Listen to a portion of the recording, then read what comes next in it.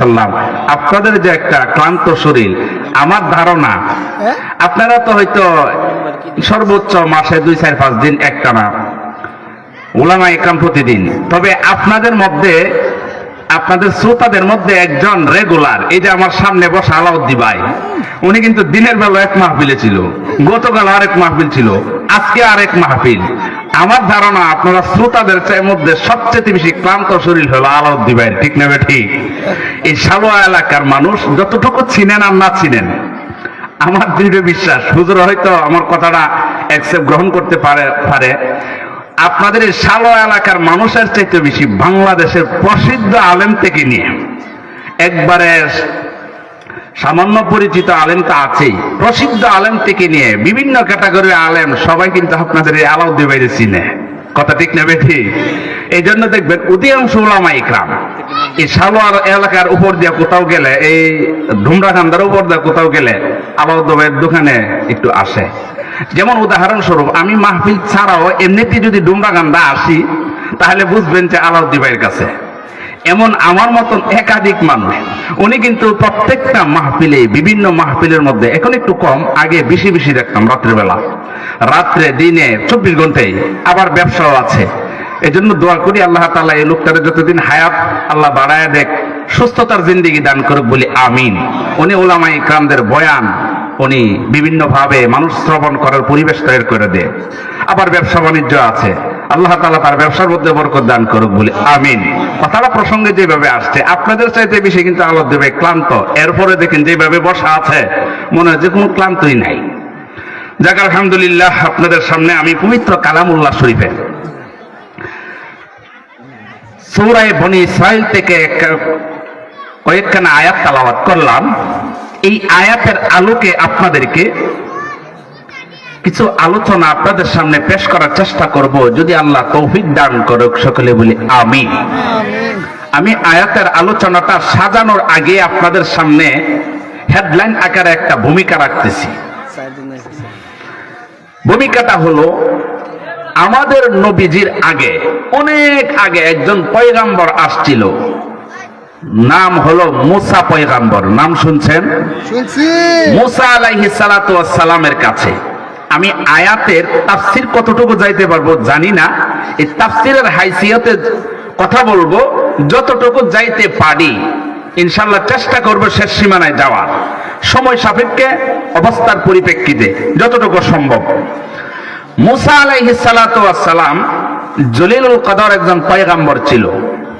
ওনার কাছে ওনার সম্প্রদায়ের লোকেরা, আপনারা কি বলেন নবীর জমানায়, মুসা পয়গাম্বরের জমানায় সব মানুষ কি মুসা নবীর কালিমা গ্রহণ করে ফেলছিল? না। আমাদের নবীর জমানায় সমস্ত মানুষ কি কালিমা গ্রহণ করে ফেলছে? না। আমাদের বর্তমান জমানায় হক্কানি উলামা ইকরাম, দেশের মধ্যে অসংখ্য অগণিত উলামা ইকরাম, সমস্ত মানুষই উলামা ইকরামের কথা গ্রহণ করে ফেলে? না। আলহামদুলিল্লাহ 90% মানুষ আশা করা যায় উলামা ইকরামদেরকে ভালোবাসে, কথা গ্রহণ করে। 2-4 জন আবু জাহেল মার্কা আছে না নাই? আছে। এই জন্য নবীদের জমানার মধ্যে ছিল, আমাদের নবীর জমানা হচ্ছিল, উলামা ইকরাম হলো আল উলামা ওয়ারাসাতুল আম্বিয়া। নবীগণ হলেন, আলেমগণ হলেন নবীগণদের ওয়ারিস।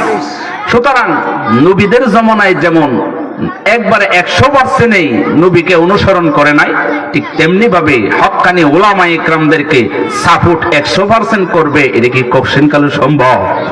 কিন্তু যারা করবে তারাই হলে নবীদের জামানার সাহাবা ইকরামদের অনুসারী দল, আমাদের নবীর সাহাবা ইকরামের অনুসারী দল।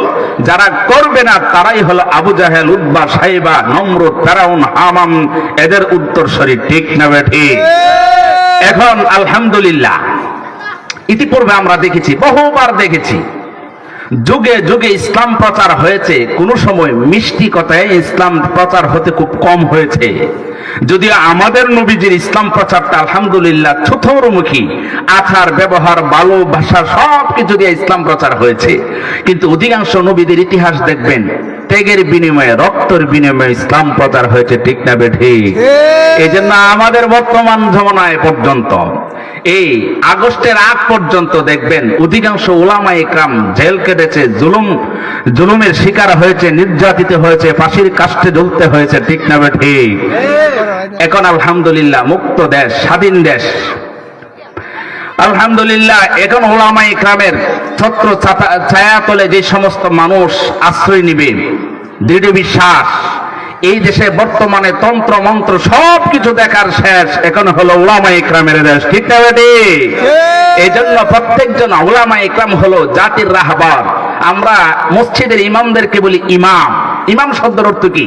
আমরা মনে করি যে ডোমরাখান্দা মসজিদের ইমাম, মাসিমপুর মসজিদের ইমাম, কুলিয়ারচরের মসজিদের ইমাম। ইমামের অর্থ কি? ইমাম নেতা। কেমন নেতা? আমরা ইমাম ধরে নিছি শুধু নামাজের সময় নেতা। ইমাম যখন বলবে আল্লাহু আকবার, রুকু দিলে আপনারা কি কেউ তখন আর দাঁড়ায় থাকতে পারেন? তার মানে ইমাম যা বলছে তা করতে হয়।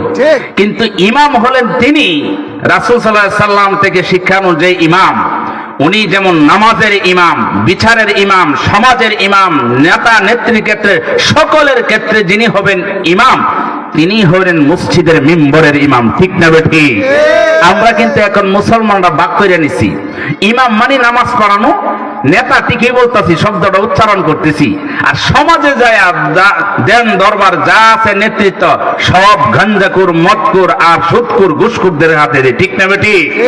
এবার আসছে বাংলাদেশ, সত্য প্রকাশের দেশ, ন্যায়ের পথ অনুসরণ করার সময় আসছে। আলহামদুলিল্লাহ এখন আমরা ডান দিকে আর বাম দিকে যাব না, সোজা জান্নাতি পতাকা তলে যাব, সেটা হলো উলামা ইকরামদের দলে, ঠিক না ঠিক? এদেশ হলো কোরআনের দেশ, এদেশ হলো রাসূলের হাদিসের দেশ, উলামা ইকরামের